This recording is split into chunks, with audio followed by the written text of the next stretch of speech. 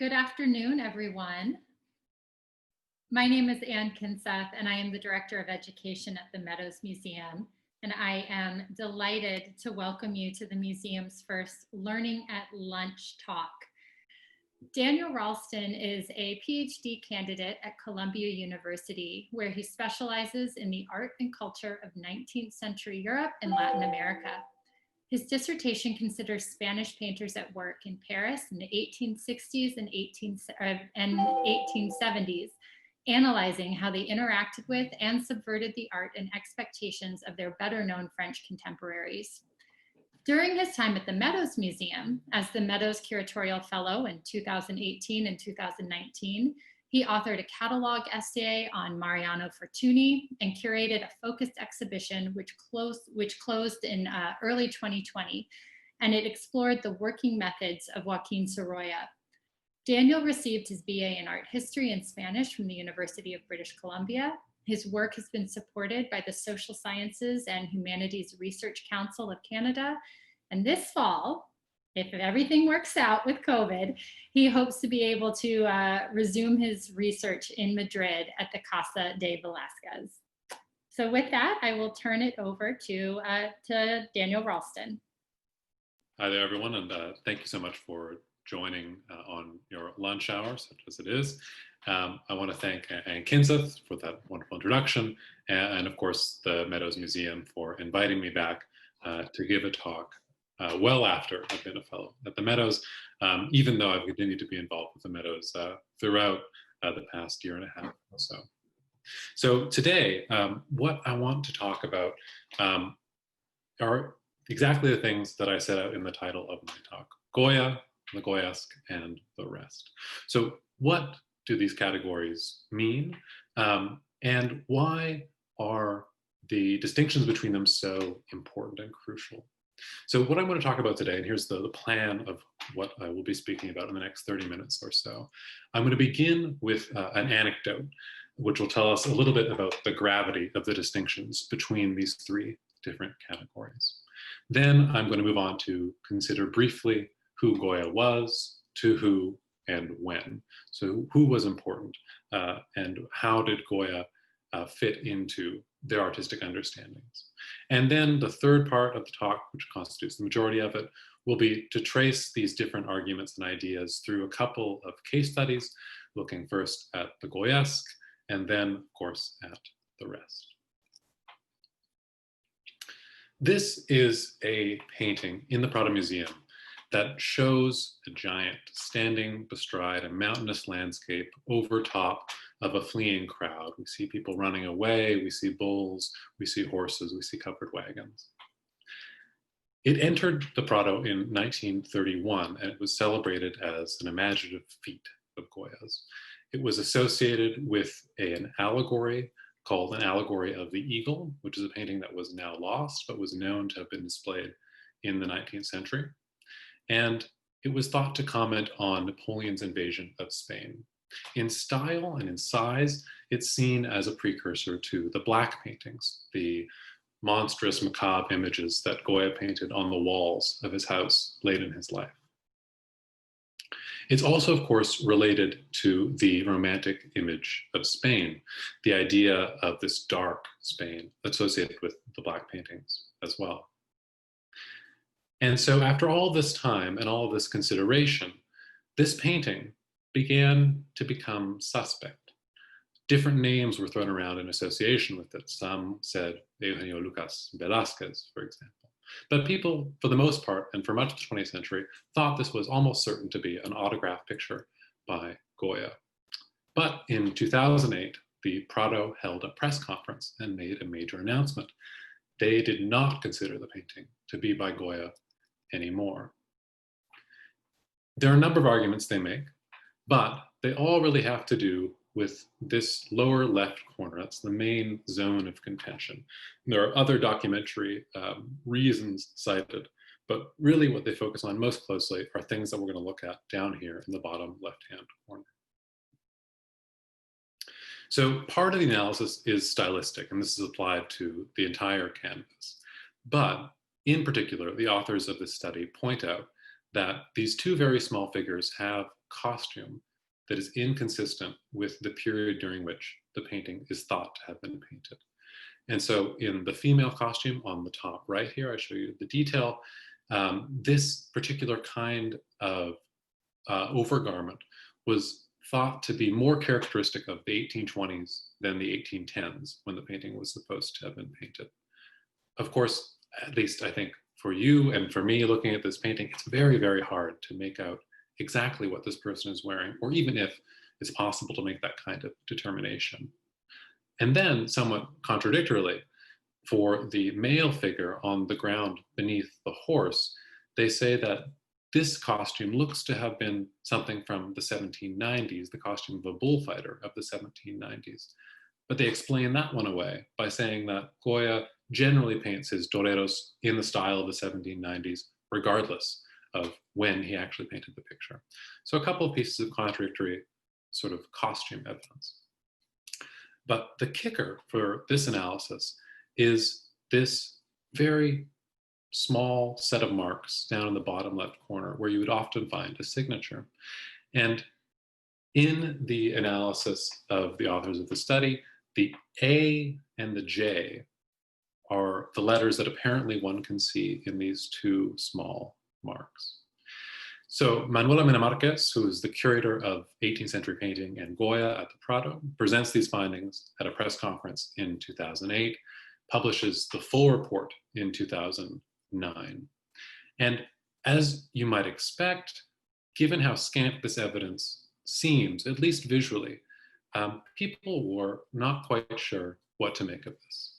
And of course, a painter of the stature of Goya, especially in the Spanish press,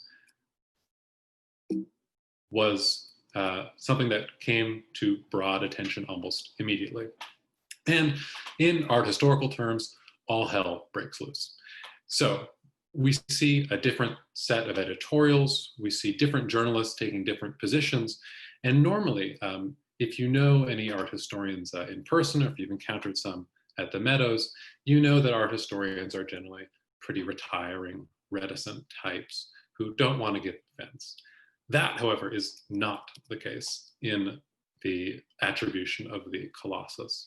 Here, the gloves are off. And this is as close as you can come in art historical terms to really throwing hands. So we have the Prado curator who says that the style in which the picture is painted is contrary to Goya's working method, cannot be.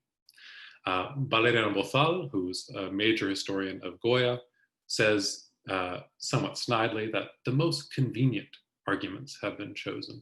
They could have picked other things and come to a different conclusion. Juliet Wilson Barrow, who's an important historian of Goya in the English-speaking scholarship, says that it's a powerful image, but if you look at it, it falls apart.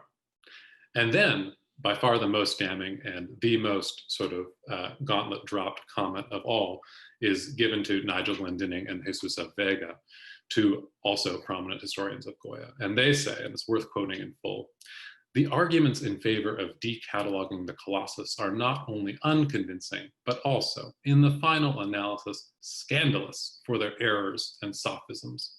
To publish a text like this under the aegis of the Prado, as if the museum had in fact accepted the conclusions, is a serious error and undermines the trust that society has placed in the museum. So this is a huge kerfuffle. Journalists also get quotations from Philippe de Montebello, the ex-director of the Metropolitan Museum, and Michel Leclotte, the ex-director of the Louvre, who state their support for the Prado's decision to change the attribution. So Goya excites real concern and real public interest.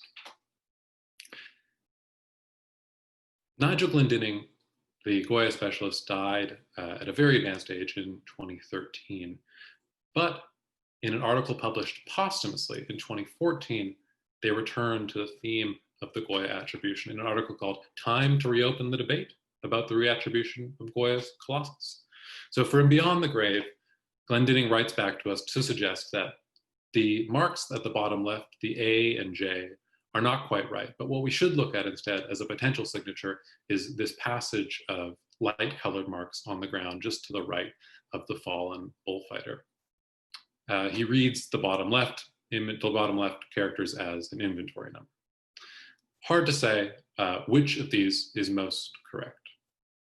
But suffice to say that now, if you go to the Prado, if you go to the Prado website, the Colossus is attributed only to a follower of Francisco de Goya and not to Asensio Julia, who was the person that Manuel Amena thought the painting ought to be attributed to because of the A and the J. So why could all of this be suspected of just one Goya painting? So what does Goya stand for who and when? Goya, of course, was famed in his lifetime. He was a painter of the king, a portraitist of the aristocracy. As he grew old, however, so following sort of the 1810s, he began to fall out of favor. Goya also, of course, became deaf following an illness in 1799. And so the romantic image of Goya as an isolated, deaf genius was one that was perpetuated throughout much of the art historical literature in the 19th century. He's also seen as representative of a Spanish character. So this sort of dark, satirical tone are things that are taken to be part of the Spanish character. And in this self-portrait, often used to illustrate discussions of Goya that verge in that direction, we see him painting himself, painting by night. And on his hat, you can just make out along the brim of his hat these small metal holders, which are said to be candle holders because he would paint on his own well into the night. And this, of course, only contributed to the idea of the romantic genius isolated in his garret. As we'll see, that is not the interpretation of Goya that holds today. But much of this idea of what a Spanish painter and Spanish painting ought to look like was really based on travel accounts, was based on written descriptions, because not many paintings by Spanish painters had traveled far outside of Spain, and certainly not by Goya. So Janice Tomlinson, who's one of the main Goya scholars, wrote that Spanish painting had to be unique. It has to be different. It has to stand out in some obvious way from the rational intellectualism of the French tradition or the ethereal idolization of the Italian tradition. And so painting was, as we've seen, perceived as a reflection of national temperament. So this darkness of Goya was associated with the darkness of Spain. And because there were few other criteria to judge by early on in the 19th century, this idea of loose handling, so Goya's generally loose paint handling, and his typically Spanish themes became all one needed for someone to attribute something to Goya in the 19th century. And later on, as we're going to see in a little bit, this same kind of looseness of separation from the academic mode of painting allowed Goya to be associated with the realists, away from the refined finish of French and Spanish salon painters. And another thing that is often hard to pin down is what was known of Goya's work when. Many of Goya's paintings, as I've said, didn't leave Spain during his lifetime and only belatedly began to leave Spain in the mid-19th century. But his imagery is often most closely associated with print series like the Caprichos, which he made in 1799 for sale in Madrid. And although some of this imagery did begin to spread early in its history, of the original set of 300 editions, Goya only sold 27, and he pulled them from sale very quickly because he feared the attention of the Inquisition.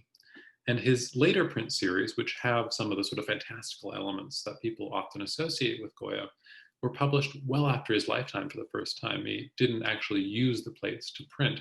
And so The Disasters of War, a very famous series of prints, was only published in 1863, and the Disparates in 1864. And our sale records that we have show us that the numbers of prints sold was really quite small up until the 1870s, when a broad international interest began to be had in Goya. And so what we have then is sort of a perfect storm of unknowing about Goya. There's a void in our knowledge of Goya in the early 19th century.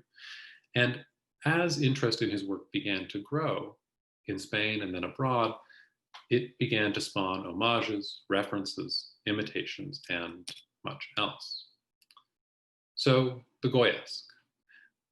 When I'm thinking of the Goyesque, I'm thinking of artists that have been closely associated with Goya and his style for a long time and already in the 19th century. And I'm going to touch on three of the best known of those painters. Of course, the allure of Goya's imagery was powerful, and his innovation was unmatched in some of the most fantastical images that were then available. But also, it was interesting and important for these painters to associate themselves with the idea of Goya as the embodiment of a Spanish national school. And it was good for them not only in terms of a critical evaluation, but also in terms of sales. If they made something that looked recognizably like Goya, that would often be a way for them to expand their markets beyond Madrid and to other parts of Spain and into eventually France and other countries. One such artist was Asensio Julia, who was closely associated with Goya for quite some time and was almost an exact contemporary of his. In these two portraits by Goya of Asensio, you see a long, long friendship and relationship. They worked together in about 1798 when the first portrait was painted on the ceiling frescoes of San Antonio de la Florida in Madrid. And you see by how old Julia appears in this second picture, where he's represented as an artist, that they were in close contact for many, many years. And Julia performed several sort of services for Goya. He worked for him in some capacity, we know, and he made several authorized copies after Goya. That said, not that much is known about Julia as an artistic personality, and we don't have that many extant works. One of them is actually the portrait at the Meadows of Sir Sandford Whittingham, which is sometimes attributed to Julia, although not with any great certainty. One that is definitely an autograph work by Julia is The Smuggler in the Museo de Bellas Artes de Valencia. And in this, we see some of the sort of style, what you'd expect of Goya, this romantic image of a smuggler, a shipwrecked man in this loose kind of style. But this isn't really typical of what we know of Julia's work. Another Goya's painter, and perhaps even more important, was Leonardo Alensa. And he's shown here in a self-portrait, relatively young. He trained with neoclassical artists like José de Madrazo, so he had a very smooth kind of finish that he used in this portrait and in earlier works. But by the 1830s, he begins to specialize in small genre paintings, often about the street life of Madrid, and begins to take his inspiration directly from the world of Goya. In 1837, he presents 6 works at the exhibition of the Royal Academy and gives them the collective title Caprichos. So he's coming directly from Goya. And much of his work after that is closely associated with that style. A style that is exemplified by works like these, particularly the one on the left, the Viaticum, in which a priest goes at night to administer the last rites, probably to an impoverished person in the lower class districts of Madrid. The color, the tonality, the way the paint is handled owes much to Goya. And Alensa also was quite a funny painter, and one of his best known works is the satire on romantic suicide. So he is just as aware of the sort of ideas around the romantic genius as his contemporaries were, and certainly as Goya was. And despite knowing that, makes this sort of joke to send up his friends and to send up the idea of the romantic genius. And we're lucky enough to have an image by Alensa in the collection of the Meadows, not usually on display, it's not in wonderful condition, but it gives us a good idea of the way that Alensa took up the style of Goya. This, as you can see, is a motif born directly of a particular print from the Caprichos series, in which Goya, it's thought, is criticizing the punishment of children for small and insignificant trespasses. So Alensa takes up this version more than once. Certainly, this one was given to a friend in Madrid, Isidoro Llanos, who was an architect. And in this one, which is in the Prado, we see even more directly a quotation of Goya. But perhaps the most important Goyesque painter was Eugenio Lucas Velázquez. Here we see him in a self-portrait in about 1860. And he's a shadowy figure in this self-portrait, much as he is in the historiography. For a long time, even up until the mid-20th century, we didn't get his name right. He was called Eugenio Lucas Padilla, which was never a name that he used. And he was closely associated with Goya, even more so than Julia and Alensa. Pedro de Madrazo, who was a historian at the Prado in the 19th century, wrote to a French art critic, Théophile Thoré, to say that Lucas was, and I quote, a falsifier of Goya. But I don't think that's quite right.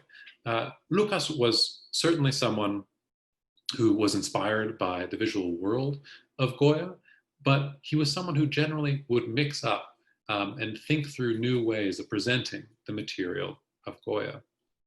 But that said, the problem of disentangling Goya from Lucas has a long history and goes back at least into the 19th century, and was actually closely related to the doctoral advisor of the first director of the Meadows Museum, William Jordan. His advisor was José López Rey, who in 1956 wrote an article about how you could begin to disentangle Lucas from Goya. And as we'll see, that's not always so easy. Lucas was charged with evaluating Goya's black paintings when they were still in their original location in 1855, and he borrows from them pretty literally. Here, he takes motifs from the black paintings and inserts them into a different kind of setup, but one that is obviously an homage in some ways, or owes its debt to Goya in style and in subject matter. Bullfighting was a major part of the sort of Spanish style that was associated with Goya in particular, and he made a print series about it in 1816 called La Tauromaquia, and imagery from that was borrowed extensively by Lucas. Because bullfighting was such an obviously Spanish theme, it was easy for Lucas to play into that sort of facet of Goya's work, and it was immediately identifiable as Spanish, and so much the better. In this work, A Bullfight in a Village, which is in the Royal Academy in Spain, Lucas combines two different Goya motifs. He combines the greased pole and a bullfight in a village. The greased pole, which we see on the left-hand side here of the ring, these two events would have never happened at the same time. It doesn't make any sense for there to be a bullfight and then a climbing sort of competition on the other side of the road. These were things that were put together by Lucas to suggest something different, to suggest something a little more Goyesque. And this kind of recombination of themes, which we see here again in this painting, was something that was a hallmark not only of Eugenio Lucas Velázquez, but also to show how deep this sort of problem of Lucas runs, to his own son, Eugenio Lucas Villamil. And in this painting, which is in the National Gallery of Art in Washington, we see exactly the same themes. We see the greased pole on the left, the bullfight on the right. And when this painting entered the National Gallery in Washington, it was assumed to be an autograph Goya.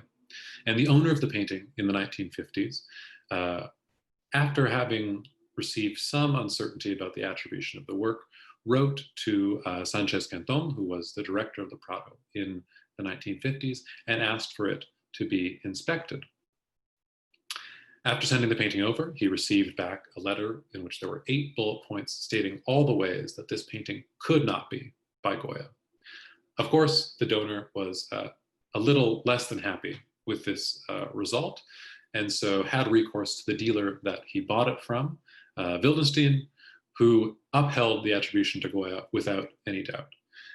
The donor then wrote a letter to the director of the National Gallery of Art in Washington to say that even though there has been some confusion about who this painting could be by, and some people, some small experts like the director of the Prado, have said this cannot be by Goya, I think it is in fact by Goya. And deferentially, as one often, or as one sometimes has to do in these situations, the director of the National Gallery said, attributions change all the time. I would be very happy to have your masterful Goya in the collection of the National Gallery. Over time, numbers of experts come to look at this painting between the time it enters the National Gallery's collection and then the time the attribution is finally changed. We have Kenneth Clark, the famous presenter of the television series Civilization, who says it's of the period, but is not by Lucas Velázquez. We have another Goya expert from Boston who says it's not by Goya, but it's too late to be by Lucas Velázquez. And eventually, in 1989, the attribution is changed to Eugenio Lucas Villamil on the grounds of the style and sort of the impossibility of the brightness of the colors, which are not the kind of thing that Goya or Lucas Velázquez would have used. One of the most famous examples of the afterlives of Goya's imagery is the series of works that are generated by this work, Majas on a Balcony. So Majas, or Manolas, were lower class women who were seen to embody the Spanish national character. And in 1843, Théophile Gautier, the famous French writer, writes about searching the streets of Madrid for a maja. And in this original painting by Goya, flirtation and eroticism are meant certainly to be invoked. The way that the figures address the viewer, who is presumed to be male, give a sense of this coquettishness, which we'd associate with majas. And the story of Maja and the Celestina, basically a prostitute and her procuress, has a long history in Spanish literature. There are other versions of this painting. This one, slightly larger, at the Metropolitan Museum of Art, was for a long time attributed directly to Goya. But if we look quite closely, we can see that they are very different in style. The blandness of the faces of the female figures in the Metropolitan's version is very different from the private collection version. And a lot of the works that entered the Metropolitan as Goya in the Havemeyer collection were eventually downgraded to follower Goya or circle of Goya. So there's uncertainty even in just these two about which one is quite right, even though scholars have asserted for some time that the private collection version on the left here is the prime version. There are other versions, such as this one on the far right, now attributed to Asensio Juliá. So we've seen him already bandied about as a possible maker for any number of Goyas. We also have a version by Eugenio Lucas Velázquez, and this smaller tempera on paper version. And Lucas made several other painted versions as well. So this sort of theme, which is immediately identifiable, like the bullfight, as Spanish, lends itself to sort of infinite repetition, representation by different artists, and for variations on the theme. And Eugenio Lucas Velázquez apparently was someone who was in touch with the French painter Manet. And there are letters in the collection of José Lázaro Galdiano, who was a collector of Lucas, that say that they worked side by side. So now we come to the idea of the rest. So we have the immediate followers of Goya, people who are obviously indebted directly to his work and to his style, and then a much more broad and capacious category, but one that's almost even more important. It's Goya as a style, the look of Goya as a style. And of course, it would make some sense that Lucas Velázquez would know Manet, because of course Manet in 1868 paints his own version of this Goya Majas on a Balcony. And in 1867, the year before this picture was painted, it was possible to see at least two different versions of the Goya painting in Paris. And so in this picture, Manet parodies Goya, but he doesn't mock Goya. Along with Manet's other very famous paintings of the 1860s, they riff on the history of art, but the viewer is asked to be in on the joke and to understand the way that Manet deviates from old art. So one of them is the way that in the Manet, there's this bourgeois coolness and disconnection between all of the central figures. There's none of the sort of coquettishness of the Goya on the left. And another sort of little joke might be the way that Manet shows this painting obviously painted in the light of day, even though it's clear that the Goya is meant to be sort of an amorous nighttime scene. For Manet's critics, modern life was not a fit subject for painting, so by making over modern life with suitably art historical references, Manet thumbs his nose at his critics while also combining elements of art history in a new and important, innovative way. And the fact that Manet by 1868 could make this kind of reference indicates just how much Goya's renown had spread. And certainly for the group of Spanish painters in Paris in the 1860s and 1870s, the idea that Goya was now a legitimate art historical source, or one that would be broadly recognized by French and international viewers, made the idea of fitting into a Spanish tradition even more important. And in writing about this painting, which was a huge success when it was exhibited in Paris in 1870, Théophile Gautier, who, as you'll recall, in 1843 was the person who talked about the idea of the Maja in Madrid, Théophile Gautier writes about this painting that he calls it a Goya sketch that's touched up by Meissonier. So it's a Goya sketch touched up by a fashionable French painter. So it combines the art historical inheritance of Goya with all of the fashion and frivolity of a painter like Meissonier. And Spanish painters are well aware of this and want to take advantage of the growing fashion for Spanish theme works. By the middle of the 1870s, Spanish art becomes more and more available to international audiences. And in the 1878 Exposition Universelle, there's a large display posthumously of Fortuny's art. And if you look closely here, along the left-hand wall, you'll see that in the Spanish pavilion at the Universal Exposition, the black paintings of Goya, which had been removed from the walls of the Quinta del Sordo, were now displayed for all to see in Paris. They were surprisingly little commented on, but more and more information was clearly becoming available to artists and, more importantly, for us, to imitators. So we have a picture like this, which entered the Metropolitan Museum's collection at the same time as the Majas on a balcony.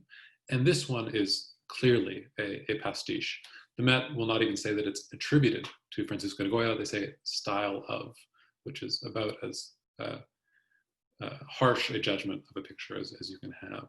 And this one is clearly a pastiche because it borrows from the black paintings. It borrows from a particular one of the black paintings called Asmolea, and it also borrows from one of the disparates, which were only published in 1864, that show modos de volar, so different ways of flying, like this, the three flying people with kites up in the top right corner. So this is perhaps some other author, might be associated with the paintings at the Musée des Beaux-Arts d'Agen in southern France, where there are a couple sort of Goya pastiches in this style. And a lot of these differences were first understood and discussed publicly in a 1995 exhibition, which at the center of it had the sort of proposition that you could look at all the different Goyas in the Met's collection and decide for yourself which were right and which were not quite right. So it's a bit like the Rembrandt, not Rembrandt show that the Met had slightly later. And that did have quite an effect on the Met's collection of Goyas. Between 1936 and 1995, the number of the Met's authentic Goyas halved from 16 to 7. So reevaluations happen everywhere, at the National Gallery of Art in Washington, at the Prado, at the Met. And by now, I think you are all Goya experts enough to be able to look at this painting, which was bought by Olga Meadows in the 1950s in Spain. And you all know enough by now to know that there's something not quite right about this picture. The handling in the middle on the back of the cow, on the back of the bulls being led, as well as in the light patch on the underside of the arch, has really very little to do with Goya, but certainly evokes the style of Goya. Olga Meadows, as you know, began to collect without a lot of scholarly advice in the 1950s. Over time, of course, he took on expert advice and began to make really excellent purchases that are the foundation of the Meadows collection today. But early on, before that, he bought a number of Goyas, which we still sometimes see displayed in the Gates room in the Meadows. So they're worthwhile to take a look at. They were held onto as teaching examples because they tell us so much about what was thought to be Goya and what might actually be by Goya. So this painting, the bulls being led through an arch, looks as though it might be a pastiche of a pastiche. It looks like it's based on this picture in Buenos Aires, a festival under a bridge. You also, of course, will not be surprised, experts as you are now, to see that this Sunday at the Bull Ring, the handling doesn't look quite like Goya, the colors don't look quite like Goya. The composition, however, comes directly from Goya. This is an almost exact copy of a lithograph from the Bulls of Bordeaux series that Goya made in 1825. So attributions change over time, and our idea of what Goya is and what Goya was changes over time as well. Caution, of course, is always required when thinking about Goya and when thinking about what Goya represents to us now. And we think, or at least we want to think, that we know better than our predecessors. And certainly this drawing, which was acquired just last year by the Meadows, is a Goya without question. There is no more secure attribution than this really wonderful drawing of exactly the kind of thing that people thought about when they thought about what it was that Goya looked like. It's the 10th drawing in album D from the Witches and Old Women album. It's a wonderful acquisition for the Meadows Museum, and one that tells us so much about what Goya ought to be and what Goya was thought to be for so long. So although there's no question about the attribution of this drawing, there is equally, as we've seen throughout this talk, no question that Goya, throughout the 19th century, was an artist who was worthy of imitation, of flattering by imitation, and perhaps sometimes of copying. Goya meant so much to so many different artists at so many different times, and it is for that reason that we can return to his work with this new drawing at the Meadows and so many others to think about the ways that Goya is still relevant for us today. Thank you.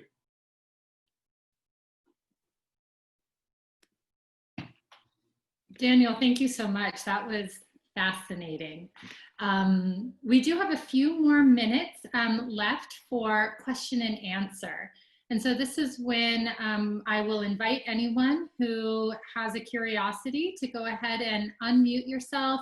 If you want to even make yourself visible, that's great. Our speaker isn't quite able to see you the way I can. So if you do have a question, if you could make yourself visible and raise your hand, I will then kind of call on you to direct your question. And actually, Anne, I managed to open up the gallery, so I can see people. So perfect. So we'll let Daniel call on you directly. So if you have a question, and it looks like Daniel May. Mary, please go ahead. Hi, Daniel. That was marvelous. My question is the Alensa drawing, which you said that it's a satire on suicide. Yeah. I was very puzzled and intrigued by that because if I hadn't looked at the title, I never would have thought it was a satire. I'm not sure what I thought it would have been with the hanging and it's very dark. I don't know. I would wonder if you could just make some more comment about that because it puzzles and intrigues me. Sure, certainly. Yeah, Alensa is associated with certainly the style of Goya. He also is someone who has a lot of sort of interaction with the intellectual life of Madrid in the 1830s and 1840s. And so during this period, the influence of Romantic literature in Spain and that kind of Romantic literature on Spanish intellectual society in general has become really pronounced. This happens a bit later in Spain than in other parts of Europe.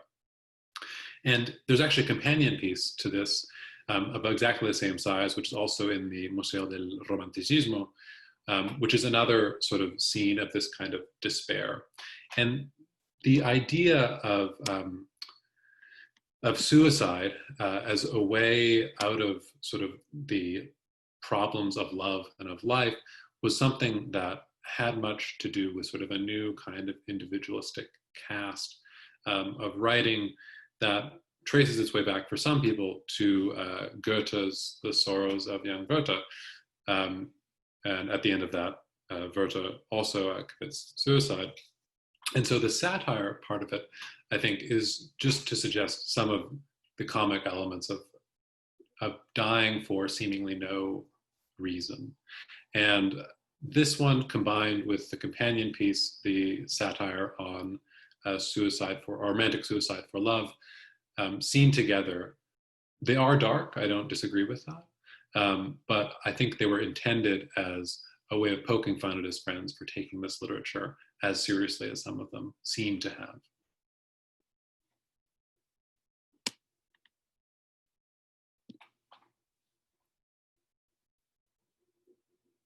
Thank you for your question. Hello? Hi there. Oh, okay. Good. I enjoyed your lecture very much. I always learn from you and enjoy hearing from you. I have a question about the caprichos Please.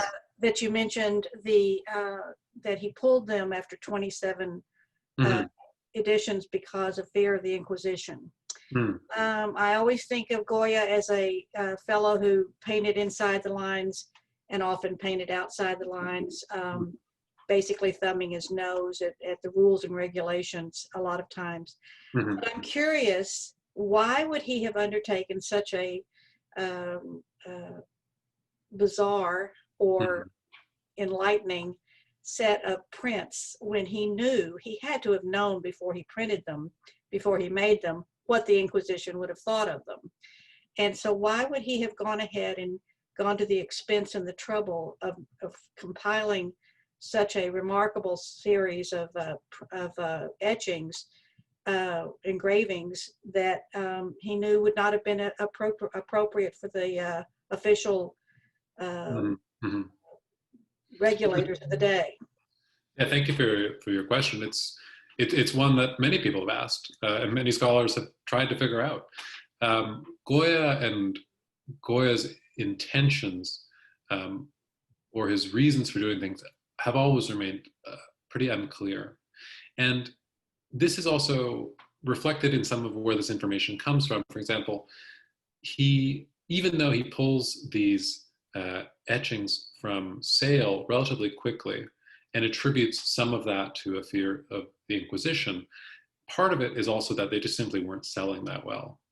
Nobody was that interested in buying them. And he pulls them from sale in 1799. And then in 1803, he gives away all the plates. He gives the plates all to the royal printing house, basically, in exchange for a pension for his son. So they did have some effect in that sense. Even though they weren't commercially viable, they were a product. They were something that he could use at some point in his life.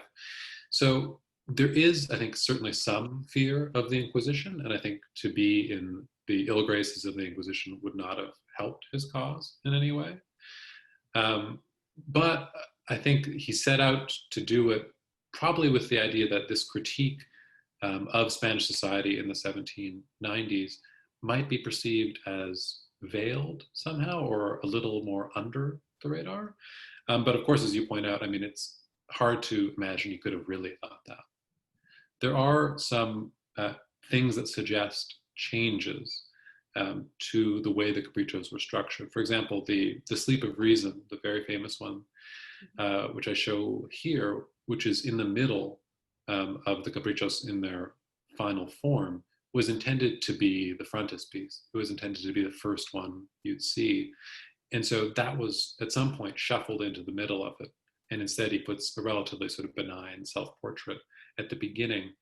That doesn't seem particularly wise. It doesn't seem like it would really avert that much scrutiny, but that is something that scholars have offered as a way in which he tried to get around some of the concerns that he might have had about publishing something that seemed to be critical of the status quo in Spain. Thank you. Thank you.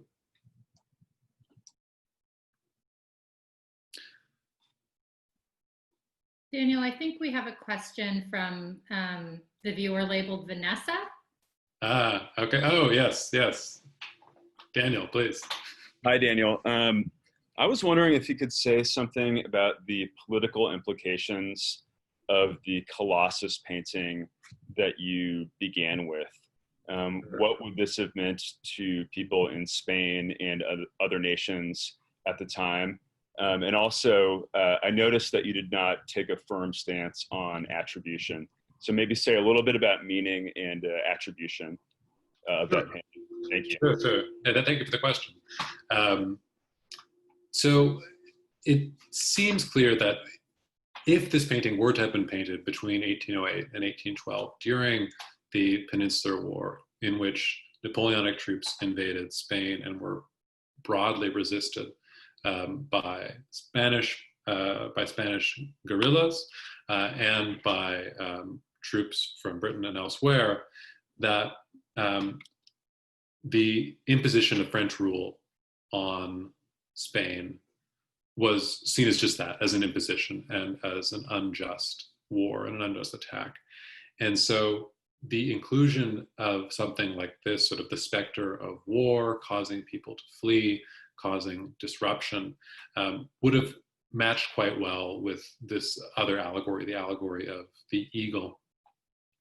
And so I think it's a comment, like a lot of the work of the 1810s for Goya is perceived as a comment on sort of the horrors of war and the ways in which war causes injustice for all and sort of depravity for everyone.